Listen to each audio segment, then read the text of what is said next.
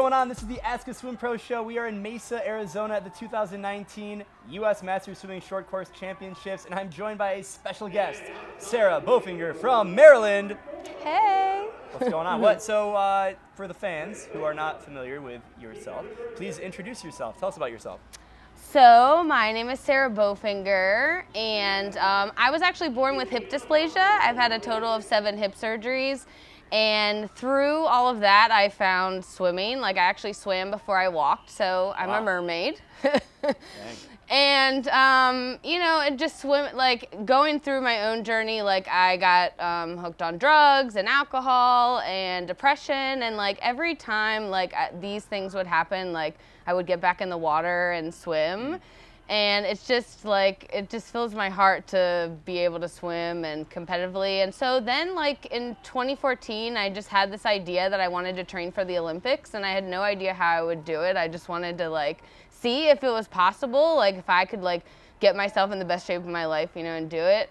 And so that's where I'm at, and that's kind of how I even came about MySwimPro, because I was looking for more training, more ways to, you know, improve myself with myself, because a lot of times in your journey you think you need a special coach or, you know, a team, and it's like I have a team, but I know that I am the one that can actually do this. And so with MySwimPro, it's just really helped, like, having those tools and things like that to help me, like, further along. And so it's been really great. And we love having you part of the community. So tell us where we are right now.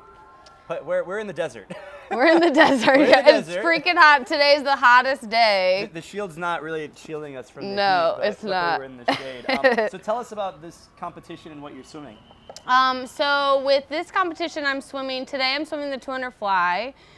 Tomorrow I'm going to do the 50 free, the 50 breast, and the 100 fly.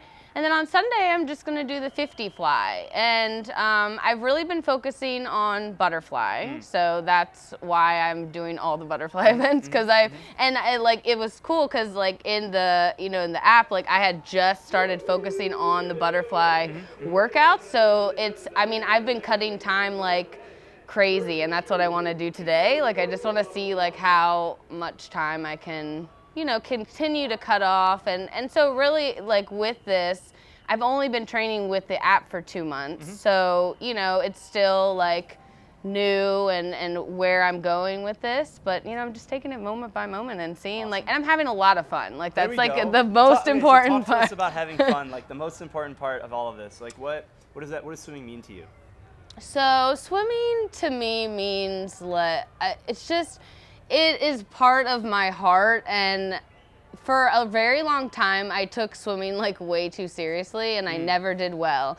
And now that I'm finding, like, when I set a goal and I allow myself to believe in the goal, and then now it's just about having fun.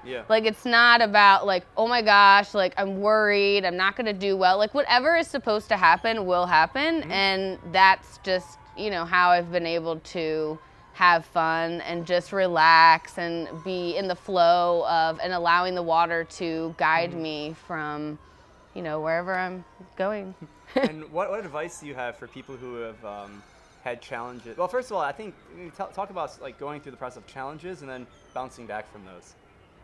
So in the process of challenges, like, you know, it can be really hard, right? Like, you're in this moment and you have something that you want to achieve, and it feels like you have, like, 100 bricks that are just, like, continuing to be put on you, and you're not allowing, you know, and it's just hard. But, like, if you just stay focused on your goal, and if you really believe that it's supposed to happen, like, the obstacles, the challenges are there so that you can build yourself and be stronger. Like, I mean, the 7 hip surgeries, like, I never kicked before, you know, and I made excuses as a kid. And so then, you know, now I'm like, I'm more motivated, because it's like, you know what, I don't want to do Paralympics. I want to overcome this and be like everyone else, because this is what we need in the world, you know, is people that can just overcome things and say, you know what, like, that was in the past, and now I'm moving forward. Same way with, you know, drugs and alcohol. Like, I mean, it's just a thing where you're unhappy and you know, you don't want to, you just, like, suffer in it, and then there's a time when it's time to, you know, go. And So that's what's. And what advice do you have for people who are coming back from challenges? They're in that process of picking a goal. I would say, like, stay in the challenges. Like, you know, say thank you to the challenges. Like, one thing that there's still challenges, right? Like, there's never gonna not be challenges. I think we were put on this earth to go through challenges and overcome them and grow from them. And so if you're in that challenge, you know, keep going and know that there's something great on the other side. And it's, you know, it may not seem right now, but there definitely is something to see from it. And I guess what advice do you have for people who have never been to a Masters event, team, competition, and they're thinking about taking that next step, but maybe they need a little encouragement? Yeah.